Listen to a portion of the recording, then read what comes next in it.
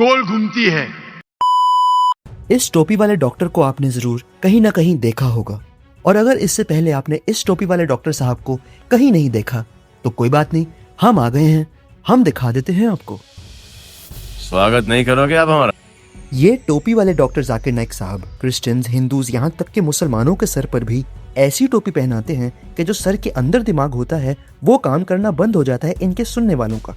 इसलिए ये कोई भी बात करें, यहाँ तक कि ये छींक भी मार दें, इनकी ऑडियंस बस तालियां बजाना शुरू कर देती है। Mango of my country.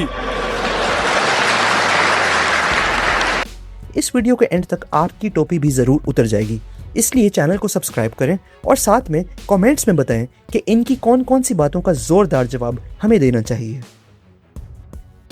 आज इनकी टोपी हम सीधी करेंगे और इनकी मशहूर तरीन जलेबियों का भी जवाब देंगे। ओपन डिबेट चैलेंज है इस टॉपिक पर। यूना नबी का निशान, the sign of Jonah, Matthew chapter 12 verse 40। टोपी वाले डॉक्टर जाकिर नाइक का क्लेम है कि जैसे यूना नबी मछली के पेट में 3 दिन तक जिंदा थे, वो मरे नहीं थे, इसी तरह जीसस ने कहा था कि मैं यूना नबी का निशान देता हूं कि मैं भी 3 दिन जमीन के अंदर रहूंगा। जैसे यूना नबी मछली के पेट में जिंदा थे, बिल्कुल वैसे जीसस भी अपनी कब्र में जिंदा थे। हाँ, थोड़े से बेहोश थे बस, लेकिन सलीब से उतरने के बाद जीसस कभी मरे ही नहीं थे, वो जिंदा थे। ये है टोपी वाले डॉक्टर जाकिर नाइक साहब का क्लेम। जोना जिंदा थे या मर जाते? जिंदा थे। जिंदा थे। राउंड 1। इन्होंने अपनी जहालत का इजहार यही कर दिया। हिब्रू लैंग्वेज का तो वैसे भी इनको अता पता है नहीं। जोना चैप्टर 2 वर्स 2 में साफ लिखा है, यूना नबी फरमा रहे हैं, मैंने पाताल की तह से दुहाई दी। दोस्तों, बात साफ और सीधी है, यूना नबी मछली के पेट में मर गए थे। जी हाँ, आई रिपीट, यूना नबी मछली के पेट में मर गए थे और खुदा ने उन्हें मुर्दों में से वापस जिंदा किया था। हिब्रू जुबान में मी बेहतन शियोल, शियोल यानी पाताल, मरने के बाद रूहें पाताल में जाती हैं, जिंदा लोग नहीं। और उसके लिए इब्रानी में जो लफ्ज यूज हुआ वो है शियोल, शियोल यानी अंडरवर्ल्ड, रूहों की जगह। अब जाकिर नाइक की जलेबी होगी, रूहें कैसे दुआ मांग सकती है? रूहें बिल्कुल दुआ मांगती हैं। इस्लामी किताबों से भी साबित होता है और बाइबल से भी। Gospel of Luke chapter 16 verse 19 से 31 में अमीर आदमी और गरीब लाजरस की कहानी में अमीर आदमी मरने के बाद पाताल में चला जाता है और वहां पर भी लफ्ज यूज हुआ है हेडीज यानी कि शियोल, और शियोल से उसकी रूह दुआ मांग रही है कि मुझे वापस भेज दो इस दुनिया पर, ताकि मैं अपने भाइयों को भी इस अजाब की खबर दे सकूं।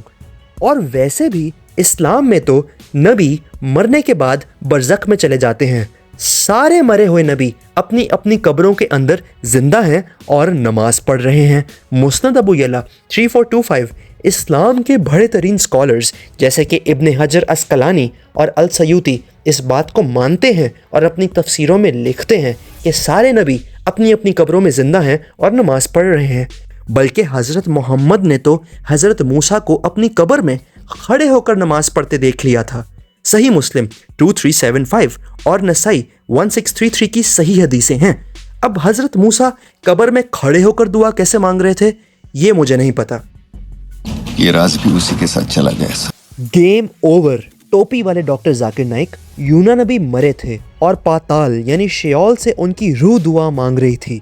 और क्रिश्चियन थियोलॉजी के बड़े स्कॉलर्स जैसे कि जे वर्नन मैक्की इस बात को मानते हैं और साबित भी करते हैं। दोस्तों, जोना चैप्टर 2 वर्स 6 में तो साफ साफ यूना नबी खुद फरमा रहे हैं कि ज़मीन के दरवाजे हमेशा के लिए उनके लिए बंद हो गए थे।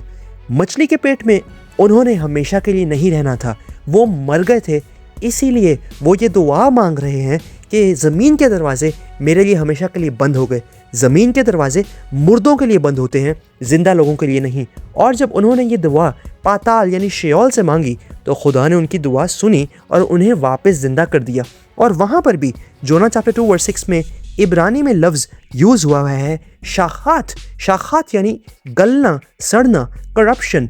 उनकी बॉडी गलने और सड़ने लग गई थी, डिके होने लग गई थी, जैसे एक मुर्दा डेड बॉडी होती है। और तब खुदा ने उनकी दुआ पाताल यानी शियोल से सुनी और उन्हें वापस जिंदा कर दिया।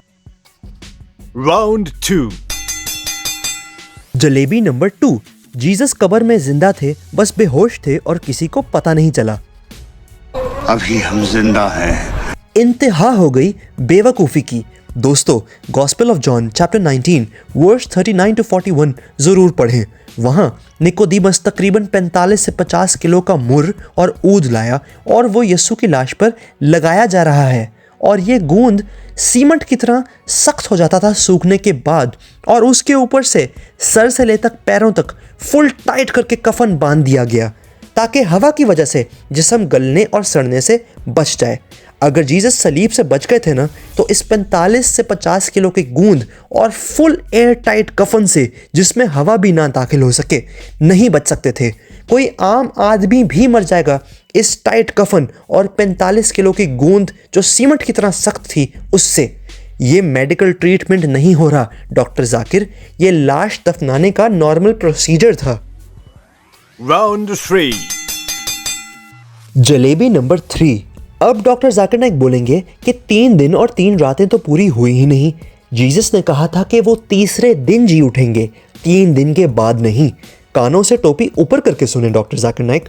मैथ्यू चैप्टर 16 वर्स 21 और लूक चैप्टर 24 वर्स 7 दोनों रेफरेंसेस इस बात की तस्दीक करते हैं। ज्यूइश कॉन्टेक्स्ट में एक दिन का कोई भी हिस्सा एक पूरा दिन ही माना जाता था।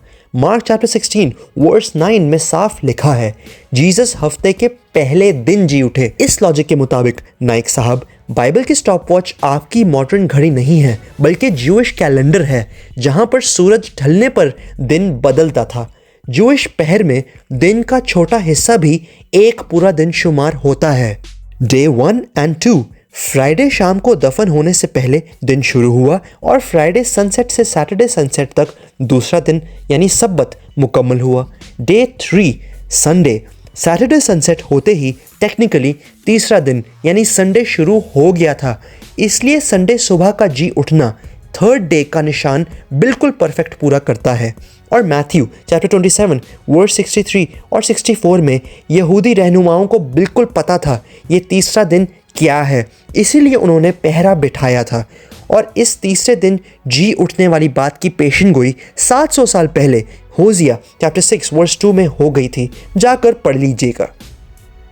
दोस्तों, अभी तो पार्टी शुरू हुई है, अगली वीडियो के लिए रेडी रहिएगा।